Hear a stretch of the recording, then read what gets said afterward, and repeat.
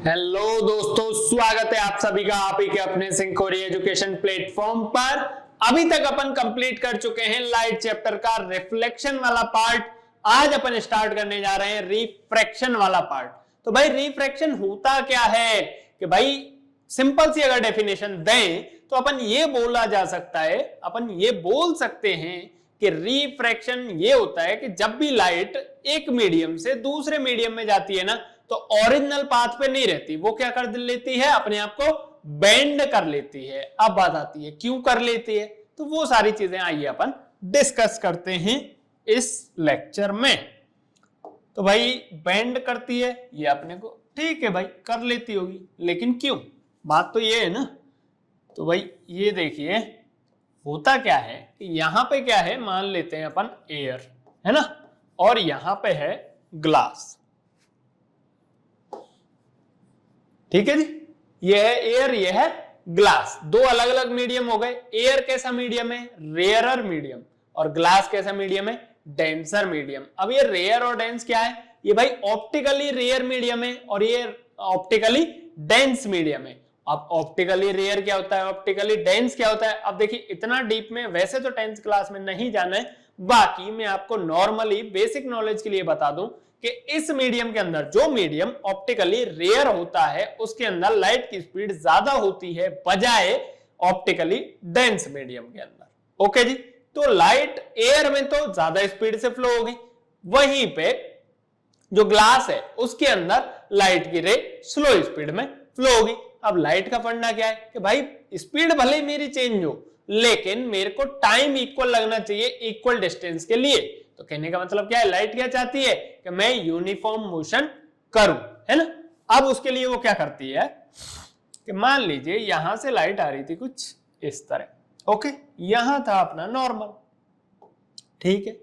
अब बात ये आई कि भाई आ रही थी वहां तक, बहुत अच्छी बात है, ठीक है, लेकिन यहां से इस तरह बेंड हो जाती है, ओके, लेकिन बेंड तो हो गई।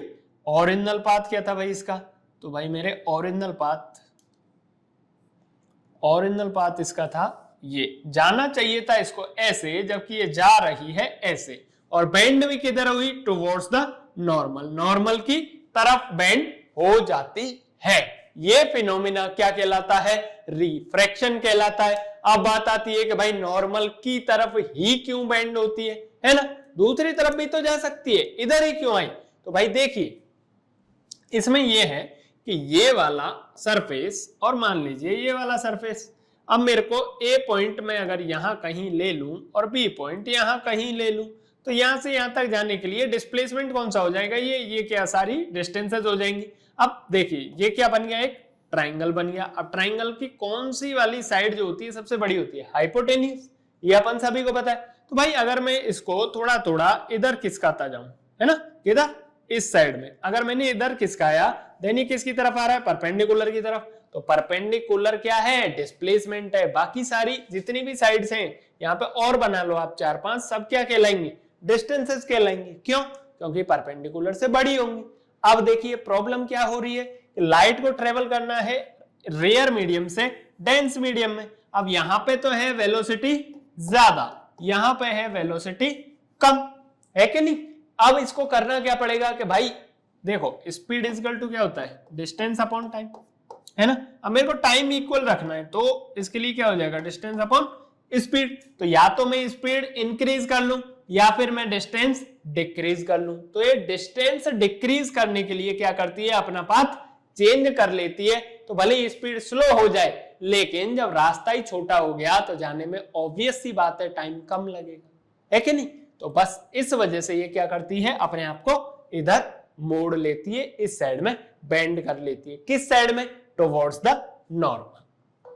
क्लियर है ये बात। बस अब कुछ नहीं है इसके अंदर, इसके बाद बस सिंपल सी चीजें हैं। आपको बेसिक फंडा समझ में आ गया ना, उसके बाद कोई दिक्कत नहीं आएगी। आ जाइए भाई, अब आप बात करते हैं अपन रिफ्रैक्शन की थोड़ा सा। और देखिए रिफ्रैक्शन की अगर डेफिनेशन देने जाएं तो क्या बोलेंगे, the shortest path need not to be the quickest path. ठीक है, सबसे छोटा जो पाथ है वो जरूरी नहीं है कि क्या हो, सबसे तेज वाला पाथ भी हो, ये जरूरी नहीं है। अब since light is always in a hurry it bends when it enters a different medium. तो भाई एक मीडियम से दूसरे मीडियम में जाएगी तो क्या हो जाती है, बेंड हो जाती है, कोई दिक्कत नहीं। As it is still following the quickest path, तो सबसे तेज वाले पाथ पे चलना चाहती है। This phenomena of light bending in a different medium, क्या भाई, bending in a different medium क्या कहलाता है, इज कॉल्ड रिफ्रैक्शन। क्या कहलाता है, रिफ्रैक्शन कहलाता है। तो बेंडिंग ऑफ लाइट ये क्या हो जाएगा, रिफ्रैक्शन। वहीं पे बाउंसिंग बैक ऑफ लाइट वो क्या था, वो था रिफ्लेक्शन। क्लियर है ना ये बात, बस इतनी सी बात समझनी है आपको और कुछ नहीं। अब देखिए इसके अंदर दो टाइप की रेज है, एक तो रे आ रही है ना, और ये सेपरेटिंग सरफेस है। यहां तक जो ये रे आ रही है इसको अपन क्या बोल देते हैं, इंसिडेंट रे। ओके जी, उसके बाद लाइट हो गई बेंड, बेंड होने के बाद वो अलग ही पाथ पे जा रही है, देन उसको क्या बोलेंगे, रिफ्रैक्टेड रे। क्या बोला जाएगा, रिफ्रैक्टेड रे। ओके चलिए, अब इसमें दो एंगल बनते हैं। क्या बनते हैं भाई, दो एंगल बनते हैं। कौन कौन से एंगल, एक एंगल तो बनेगा इसके अंदर, एक एंगल तो बनेगा नॉर्मल के, ये क्या है नॉर्मल, ठीक है, ये क्या है इंसिडेंट रे। अब एक एंगल तो बनेगा नॉर्मल और इंसिडेंट रे के बीच में, जिसको अपन नाम दे देते हैं एंगल आई। ओके, या फिर इसको अपन क्या बोलते हैं, इंसिडेंट एंगल। ओके, उसके बाद दूसरा एंगल कहां बनेगा, ये है रिफ्रैक्टेड रे, इसके और नॉर्मल के बीच। इस एंगल को नाम दे दिया जाता है एंगल आर, या फिर इसको क्या बोलते हैं, रिफ्रैक्शन एंगल। ये दो एंगल हो गए। ये रे कौन सी है, इंसिडेंट रे। ये वाली रे कौन सी है, रिफ्रैक्टेड रे। ये क्या चीज है, नॉर्मल। इस सरफेस को क्या बोलते हैं, इस सरफेस को बोलते हैं सेपरेटिंग सरफेस। क्लियर है इतनी बात। चलिए अब आगे बढ़ते हैं अपन आगे।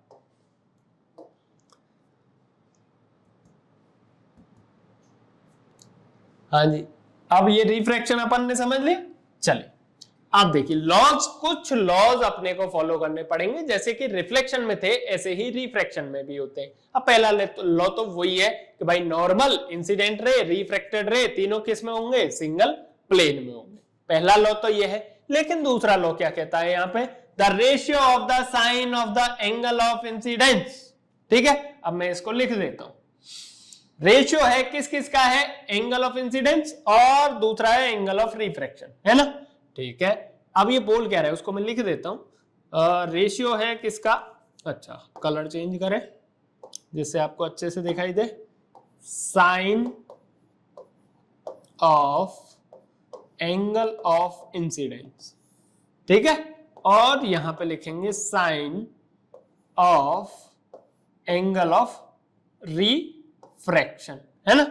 अब ये क्या रहेंगे, हमेशा इन दोनों का रेशियो कांस्टेंट रहेगा। तो इसको फिर इस तरह से भी लिखा जा सकता है कि sine i upon sine r will be equal to always constant. ठीक है, अब इस लॉ को बोला क्या जाता है, इस लॉ को हमेशा बोला जाता है स्नेल्स लॉ। क्या बोला जाता है, स्नेल्स लॉ। चलिए दोबारा पढ़ के बता देता हूं मैं आपको। The ratio of the sine of the angle of incidence, incidence angle का sine to the sine of the angle of refraction is a constant for the light of a given color and for the given pair of media. This law is also known as Snell's law of refraction.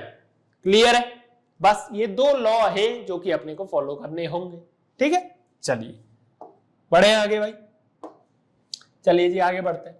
तो देखिए refraction हो रहा है यहाँ पे, आपको दिख रहा होगा eight a planar surface. Snail का लॉ क्या कहता है, अब देखिए इसने क्या कर दिया, इसको इक्वल में लाके रख दिया, n1 sin θ1 is equal to n2 sin θ2।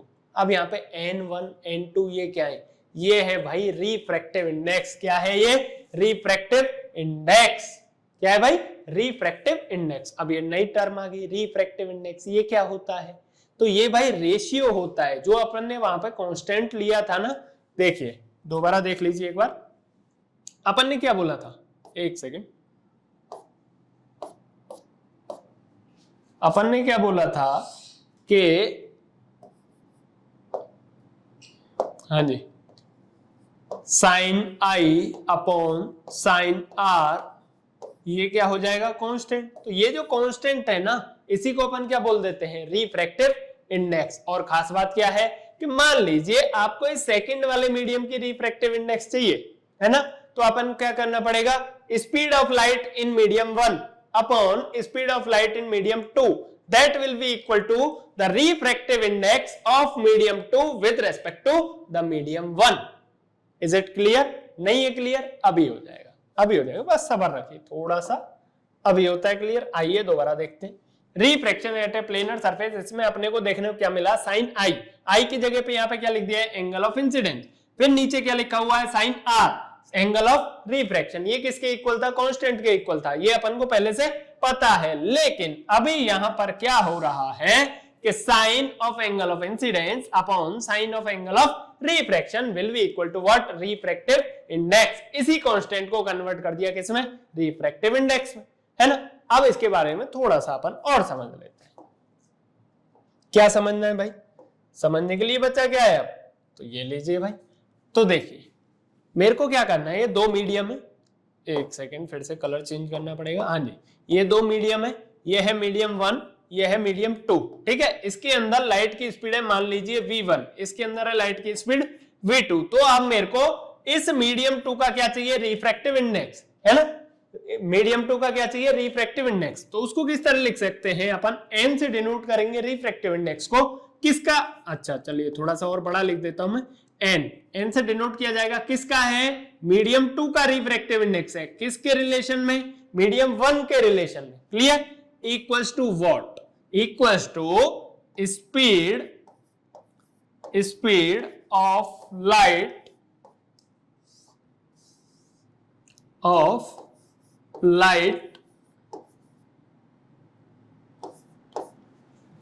In medium 1 upon speed of light in medium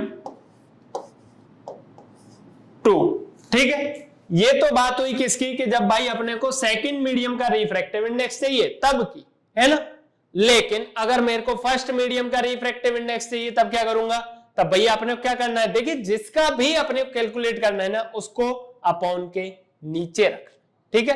तो इसमें क्या हो जाएगा, speed of light in medium 2 upon speed of light in medium 1, वो किसका रिफ्रैक्टिव इंडेक्स हो जाएगा, वो हो जाएगा refractive index of medium 1 with respect to 2। Clear है ये।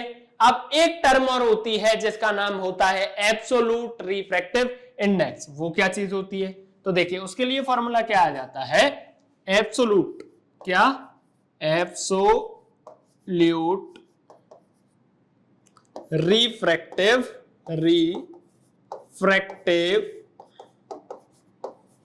इंडेक्स, ठीक है। इसके लिए फॉर्मूला क्या होगा, इसके लिए फॉर्मूला होता है speed of light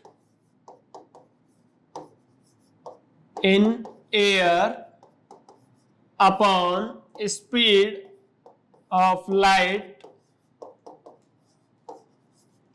in medium, ठीक है। अब जिस किसी मीडियम का आपको एब्सोल्यूट रिफ्रैक्टिव इंडेक्स चाहिए, उसके अंदर स्पीड ऑफ लाइट है ना, और उसके ऊपर आपको क्या लिखना है, speed of light in air. ये क्या दे देगा आपको, एब्सोल्यूट रिफ्रैक्टिव इंडेक्स दे देगा। इसको डिनोट किया जाता है सी से।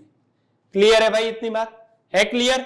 चलिए अब देख लेते हैं अपन आगे, जो कि अपन पढ़ रहे थे रिफ्रैक्टिव इंडेक्स के बारे में। ये अपन को फॉर्मूला था, sine of angle of incidence upon sine of angle of refraction will be equal to constant, और इसी कांस्टेंट को अपन ने क्या नाम दे दिया था, रिफ्रैक्टिव इंडेक्स, ठीक है। अब देखिए refraction at a planar surface, इसी के अंदर Snell's law, light bends towards the normal when moving from rarer to denser medium. जब भी भाई लाइट रेयर से डेंस मीडियम में जाती है तो किधर बेंड होती है, नॉर्मल की तरफ। कैसे बेंड होती है मैं दिखा देता हूं।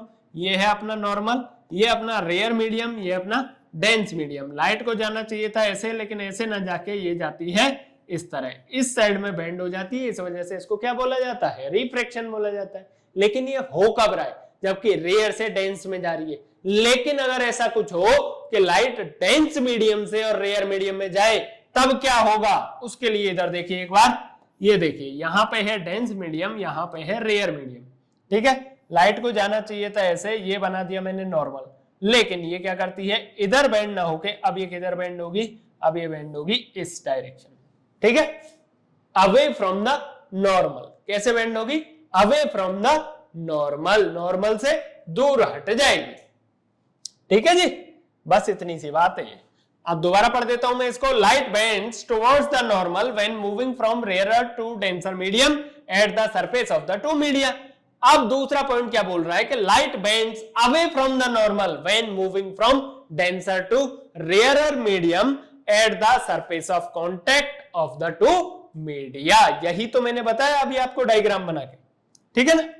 चलिए जी, तो भाई देखिए रिफ्रैक्टिव इंडेक्स आपको समझ में आ गया होगा और रिफ्रैक्शन आपको समझ में आ गया होगा। ये हुई इसकी बेसिक जानकारी।